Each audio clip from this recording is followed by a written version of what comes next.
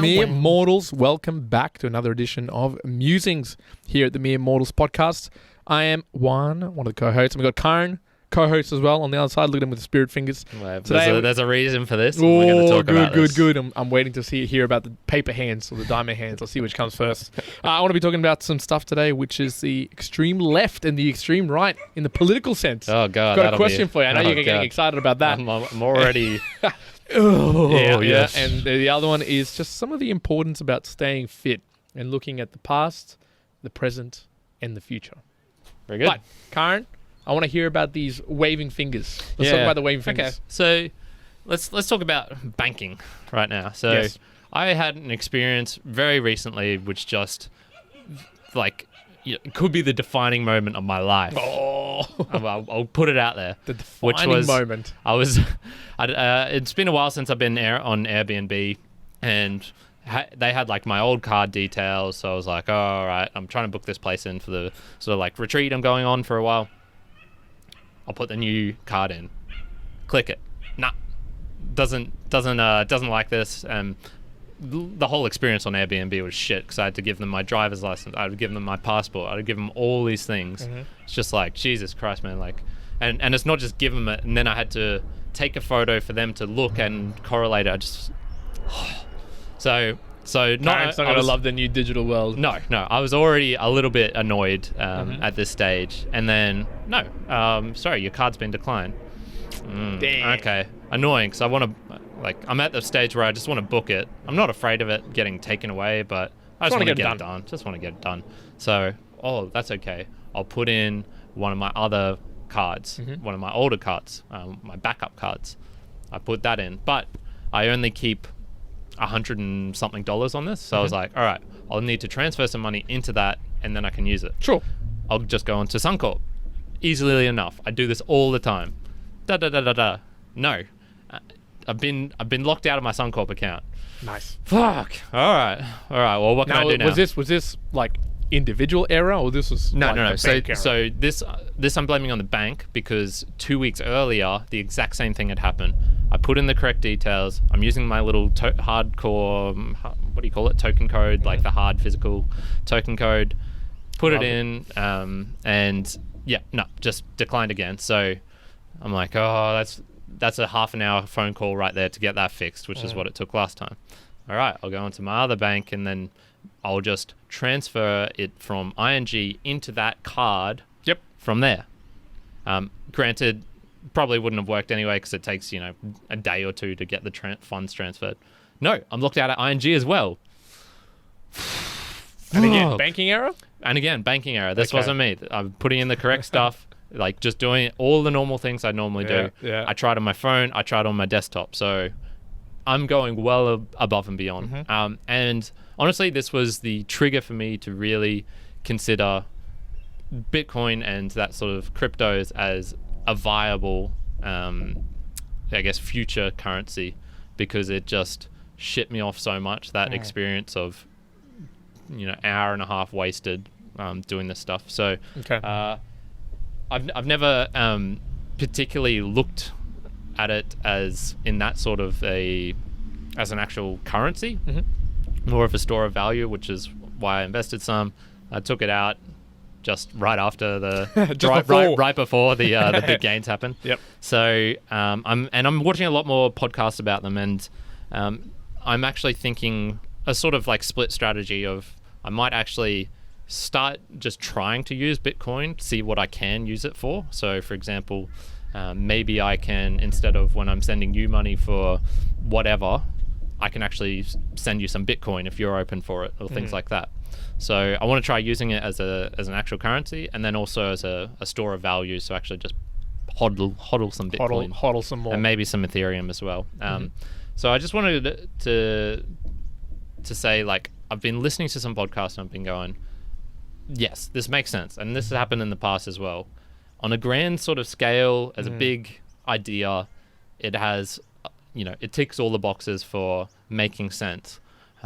But there's the other side of it, which is what I really dislike, and that's some of the people related to it. And so what I'm talking about here is people on the forums, people on the YouTube comments. People, even some people in real life I've met who I'm like, all right, maybe this Bitcoin is a little bit of a scam, sort of. Maybe it doesn't have the legs to last the full long deal. So I want to think, what do you think about hustlers in the crypto world that you've seen? Oh, goodness. I think there's a lot of stuff built into that sort of little soliloquy that you gave. I mean, it's pretty shit with all that banking stuff, though. That is horrible.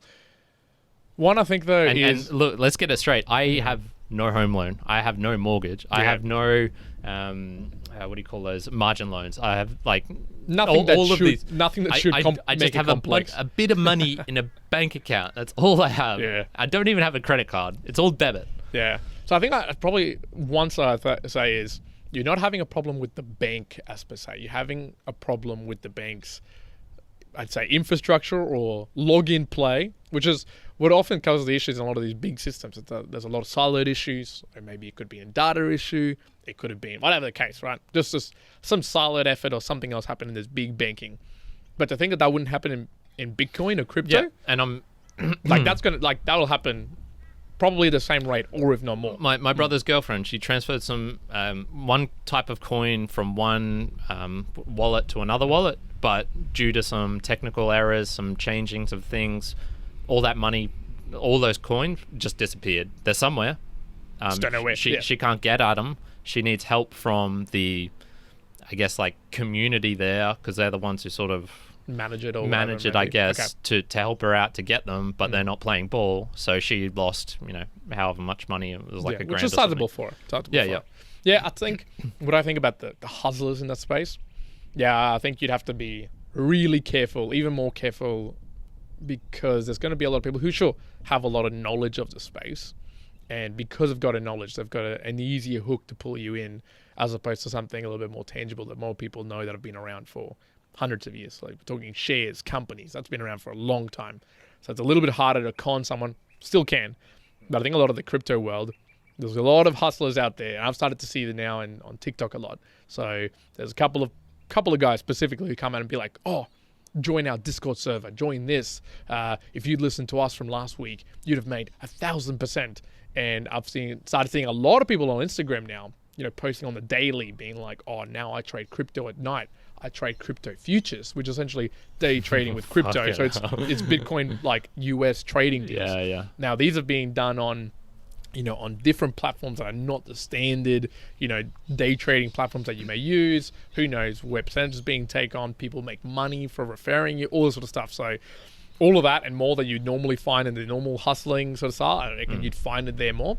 Yeah. The biggest problem I see, though, is actually I saw this either yesterday or today, was they did a massive graph comparison of every single altcoin and also Bitcoin and Ethereum. And out of what'd you say? Altcoin. So alternative coins. Altcoin. Yeah. So of every altcoin ever created ever, and Bitcoin and Ethereum, there's actually Bitcoin, Ethereum, and I was going to say about 14 others. Every other altcoin has gone down.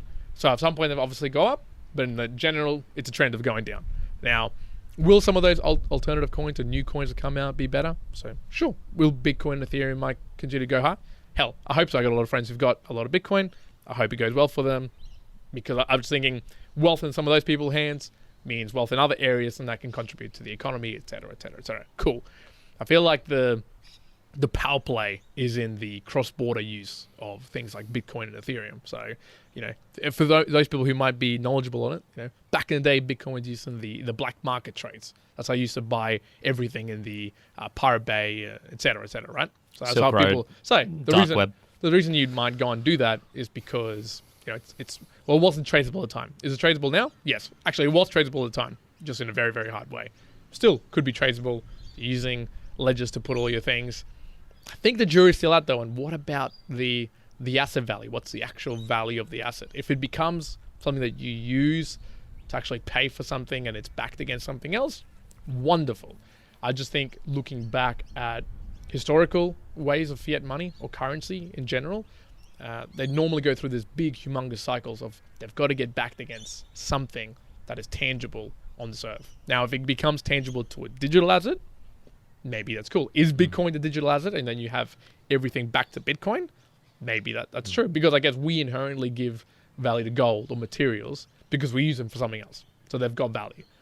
We don't really use them with Bitcoin. So until we do it like Bitcoin or Ethereum for something, and I think Ethereum's probably going down the path of, yes, you can use Ethereum or Ether for actual building of applications onto the blockchain.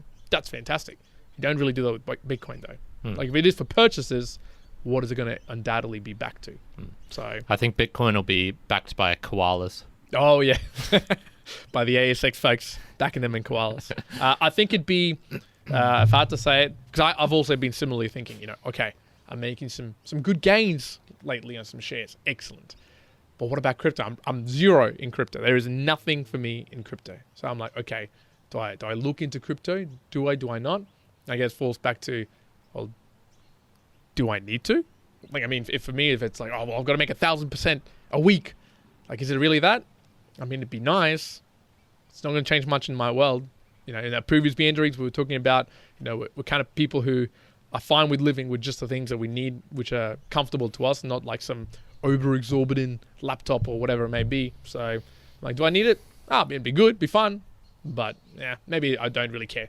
I actually saw someone else post this in he was a property developer, and he got asked, actually, it's I forget his name, Emil Jurovic. He's the owner or creator, founder of NGU Real Estate here in Queensland, and I think he's trying to expand it worldwide. Someone asked him a question about, when are you going to get into crypto? Are you going to get into crypto? And he's like, well, I just do the things that I know well, which for him is property. And maybe he's making less money than he could in crypto. A lot of people are. But if you know it well and you have a passion in it, then cool. I just feel like, you might lose that passion or the want to be doing it purely for the monetary gains. Yeah. I mean, like, just a quick argument against that would be, there's people who are really good xylophonists, and true, how often does or guitars, and, how often does that get used? So, mate, Jordan, guitars, mate. You got a Dream Theater. You got a great guitar player. Yeah, fucking never heard of him. He's a piece of shit. But he's a great pianist and guitar. Jordan Rudess. There you go. Very, very good. No, so why this brought it up for me was, like I mentioned, so the podcast I was listening to, Tim Ferriss has had a couple, and Lex Fridman has had a couple. So, yes, that's true. That's where I was getting at. And so, if you go into like Tim Ferriss, I actually watch his on YouTube because I'm one of those people. And if you look in his comment section there, which is usually pretty small because he doesn't have video for most of his things, there was just that. It was a train wreck from start to finish, where it was like, the comments we'll sometimes get was like, I owe my life to Herbert Dennis. He's been such a supporting friend and stuff like this. It was it was like that, but no, just on YouTube comments, and there was 30-40 comments of all saying like, Frank Bugatti, he's the crypto expert in Bitcoin.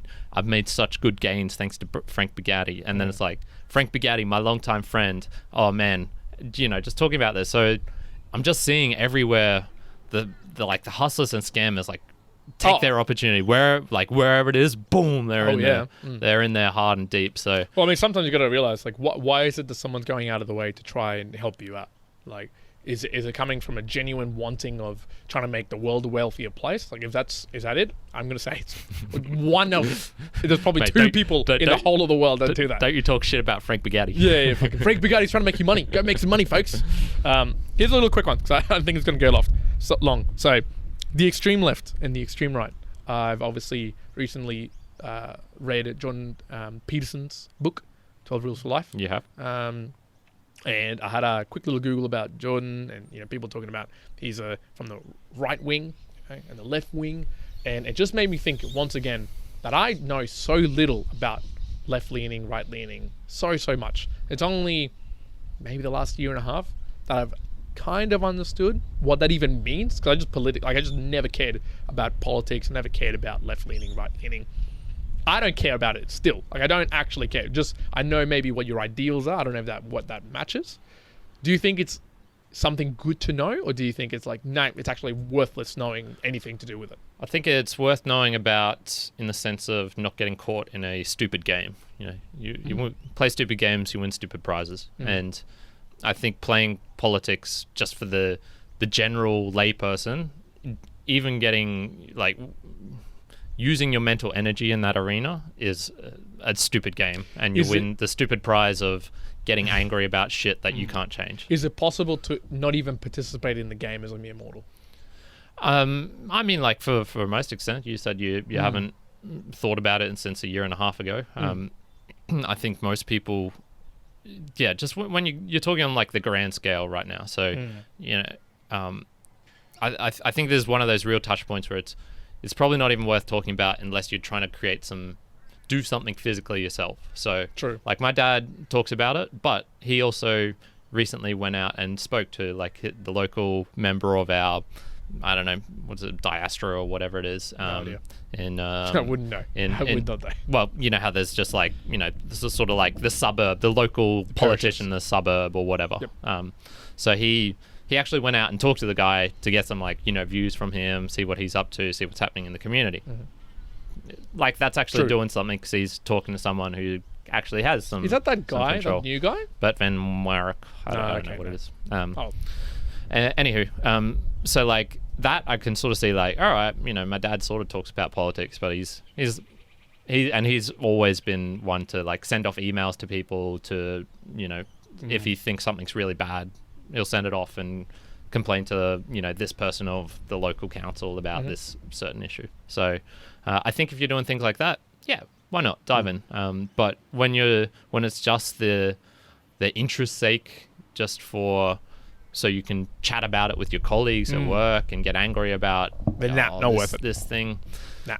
I mean, look, once again, people do what you want. But for me, I did that for a bit. And for me, I realized, okay, this is a stupid game. And other than the time when Donald Trump won and I was sending messages to my work colleague who was American, who was so convinced he wasn't going to win, other than that, it has not had a positive effect on my life, and which subsequently why I just don't care and pay so little attention. Good. That's all we're going to talk about the left and the right then. Good. To Australian politics and the US, and the US politics is I don't know. It's why do we care? We're in Australia. We're so far away from them. Like why do we care?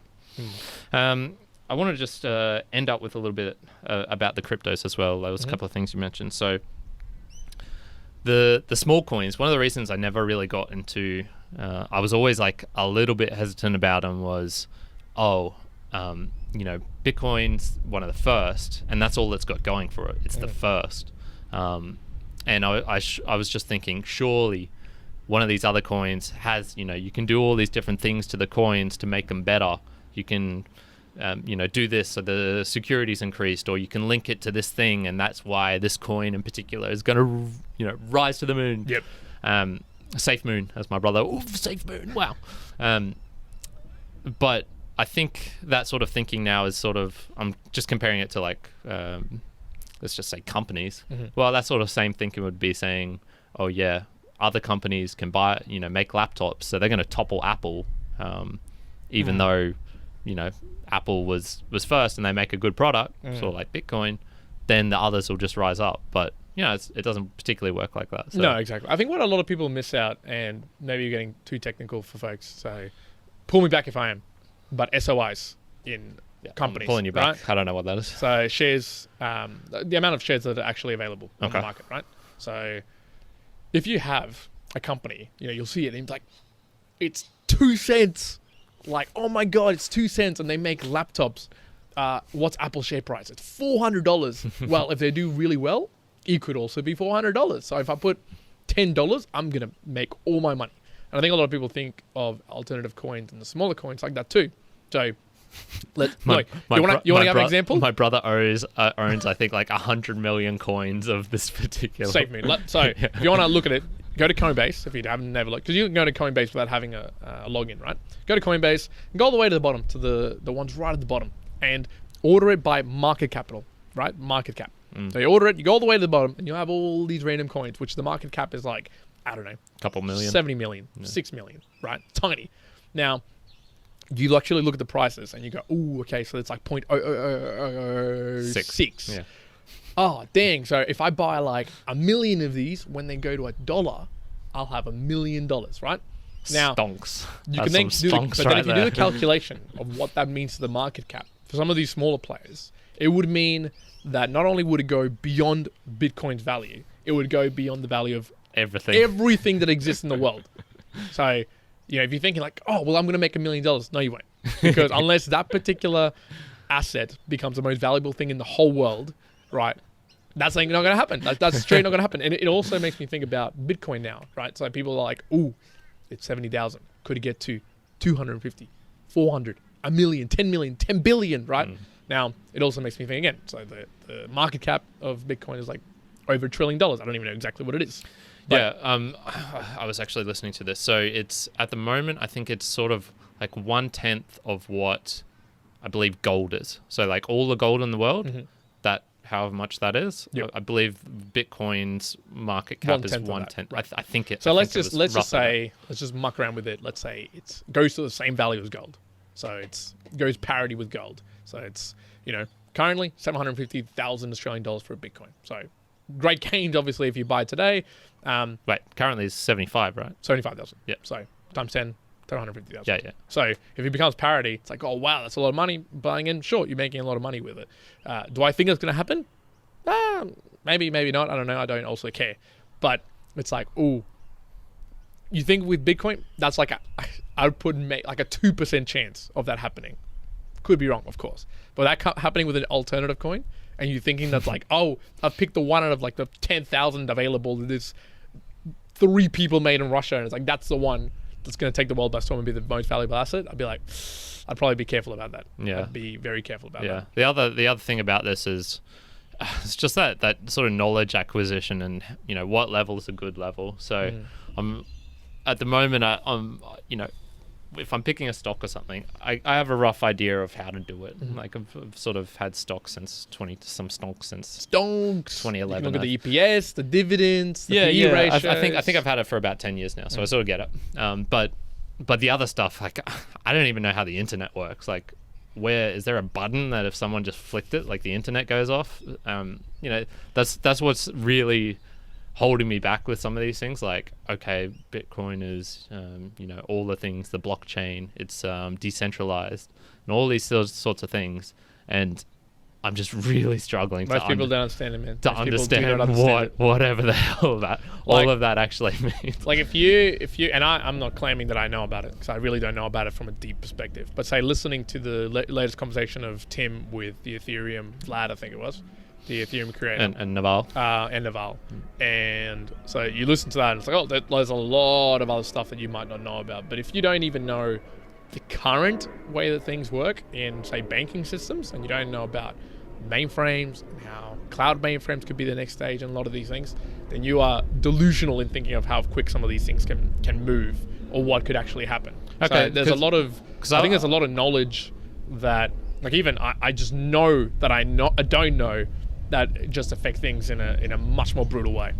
Because I don't know all of that stuff that you were just talking about. I don't know how banks actually operate. I don't know where that money sits. I don't know how they ensure that other people, I imagine there's a myriad of very complex things all going to make sure that, when it says there's, let's just say 5 million in my account on X day, it's still there the next day, and no one's just taken a zero off or whatever. So I don't know how all that works, but I still use the banking system. So that's sort of what is making me think like, maybe this is maybe I don't need to know all of this stuff about the cryptos.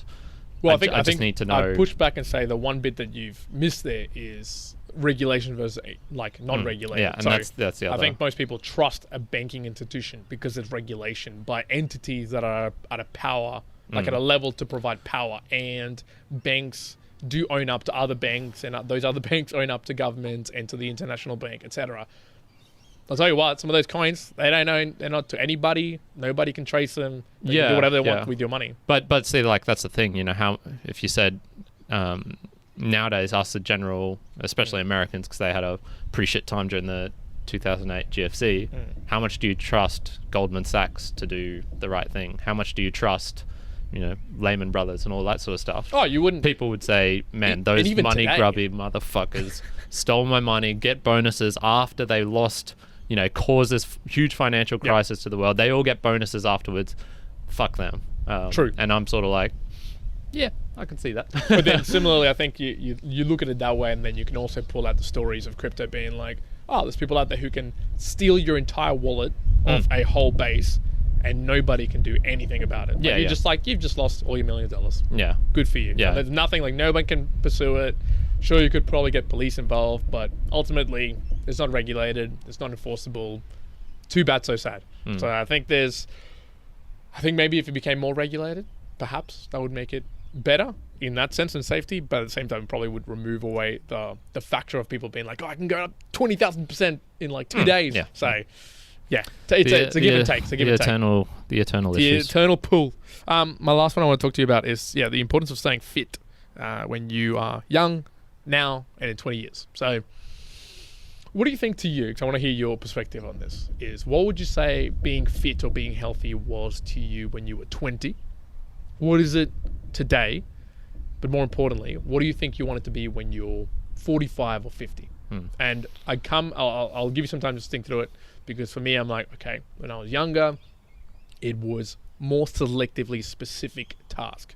Swimming, then it was lifting weights, then it might have been a little bit of Olympic lifting, right? So very specific at a particular thing and leaving everything aside. Where today, fit and healthy for me is, okay, I want to be broadly across a lot of things, and I've got a fitness sheet that I want to be able to know that I maintain on a yearly basis. So it includes running, swimming, lifting, Olympic lifting, other type of movements, very simple body weight movements. All of these things, I'm like, okay, I want to be able to maintain that.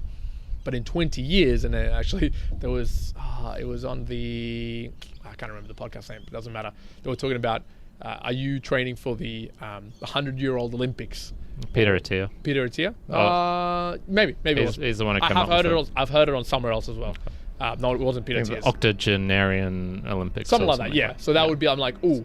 So, which is essentially like, when you're 80, can you do these simple tasks which we take for granted now? Squatting. Bending down to pick up a grandchild, reaching up on tippy toes to open the cupboard door, walking down the stairs, turning into your bed at night, that, sort of sitting, laying down, getting that sort of stuff. Yeah. So for me, I started to think about, okay, well, maybe not even 20 years. Okay, so 20 years, like when I'm 50, okay, I want to be able to do these sort of movements, and then double that 100 years if I was still around.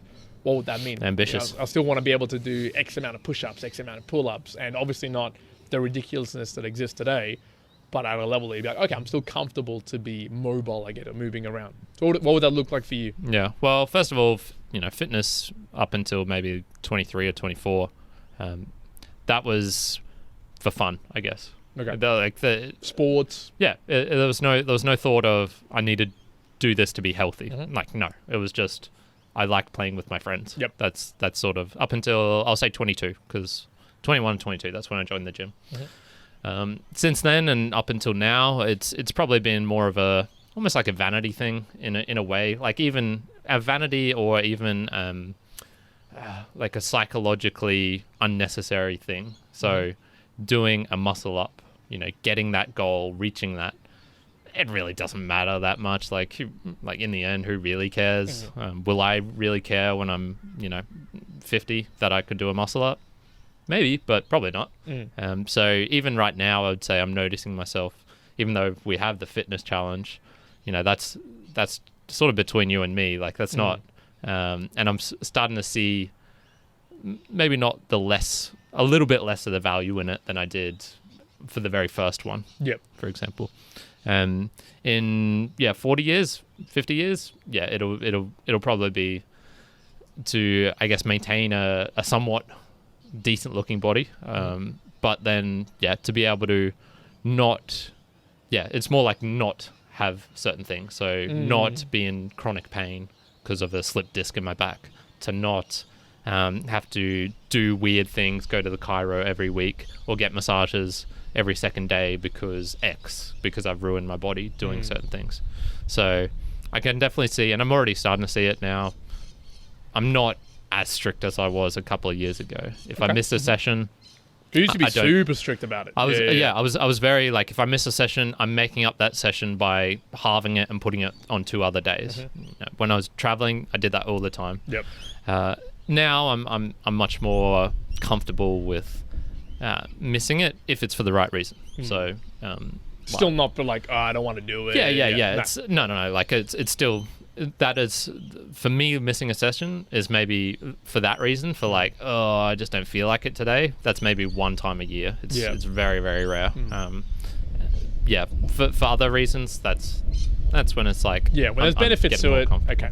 Yeah. And I think Peter's, or whoever it is, I'm just gonna say Peter. Peter Tier has talked about, you're right.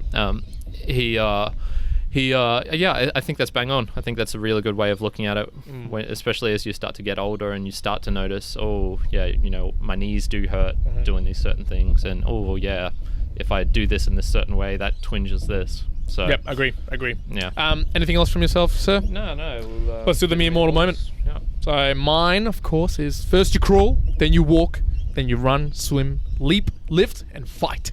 So just a little play on, you got to crawl, you start walking, then you gotta learn a broad variety of things, I think, in your life to get to a point where you're comfortable and sustainable for the rest of your life with it. Very good. Mine is paper hands. Kyrin is ready to upgrade to the big boy league. So I want to transform these paper hands, these stock paper hands, they're going into some diamond, Bitcoin, crypto thing. So I'm actually, look, just to finish off on those notes, we talked a lot about crypto. What are you going to do about it, Kyrin? You keep talking about you bitch. Yes, what are you going to do about it? So I do see myself buying Bitcoin now. Yeah, we'll buy one bit right now.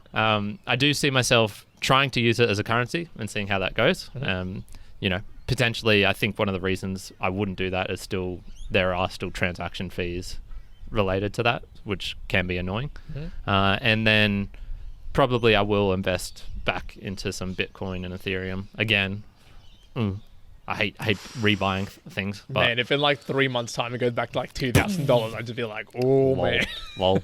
Not a huge amount. I still need to do research on it, but I think it's something that will be interesting, and definitely push me outside of my comfort zone in terms of technologies and being comfortable, not knowing everything, that sort of and then being aware of scammers and seeing the sort of darker side of humanity. I'll say a touch of warning to people out there. There's not even advice, it's just a touch of warning that I've got what I would consider 3 years of good IT/scientific knowledge of some of these things, especially knowing how some of the banks work and how some of the large federal governments work in the systems. And I cannot even begin to tell you how complex it seems to me, like items like blockchains and their implementations. I've read and know of an implementation of a bank of setting up blockchain, and it is confusing to say the least. And I know the professionals who ran it at a global consulting company, and they didn't even know what was going on. So it is murky waters out there. So I would, it's a heat of warning. If you think there's a lot of info in there. Right. So perfect timing, right at the end of the podcast. None of this should be taken as financial advice. No financial advice, folks. Okay, very good. Well, if you want to become diamond hands like us, you know what you can do? You can go back and listen to a couple of the episodes that we've been putting out. Maybe it would be 20 or 30 ago, and you can find out other times when we've been talking about shares. I'm not going to tell you what episode it was. What you're going to have to do is just go and find them. So go back 50 episodes, listen to all of them as fast as you can, in a row, and tell me which one it was. Yeah. If you can't bother doing that, then just follow along. Follow along with the next couple of episodes. Tell your friend about the Bitcoin. Did we spark any interesting conversations you can talk about? Do you have, as a result of this podcast, are you going to tell your friends, I'm going to get some diamond hands? Going to get some Bitcoin. Going to get some Bitcoin, Ether. Going to get some Safe Moon, Dogecoin, Ripple, XRP. You know, it'd be so hilarious if just one person buys Safe Moon from this podcast. Yeah. I think there would be a noticeable increase in my brother's profits. Well, I can tell you this: there is some coins out there that, and this is just off the top of my head calculations, right? But I know that there is some coins out there that if I was to just go and put all my net worth into it, I would move the percentage noticeably huge myself. Amount. And you could probably do that. You'd probably listen to this. You could probably do that too. And that's like no joke. People can do that. And to end it on a interesting note, I don't know if you know about the Bitcoin, the whale holders. There's a large percentage of people in the world who actually hold a lot of the Bitcoin, and they manipulate that very easily. So if they were able to sell and buy back, which happened a couple of years ago, man, all the paper hands people, Yeah, gone. Going to the whales. They're going to eat you. All right, folks. No hands people after that. Yeah, no hands people after that. All right, folks. That's it for the musings. Hope you enjoyed. One out. Kyrin out. Boom. Diamond shine.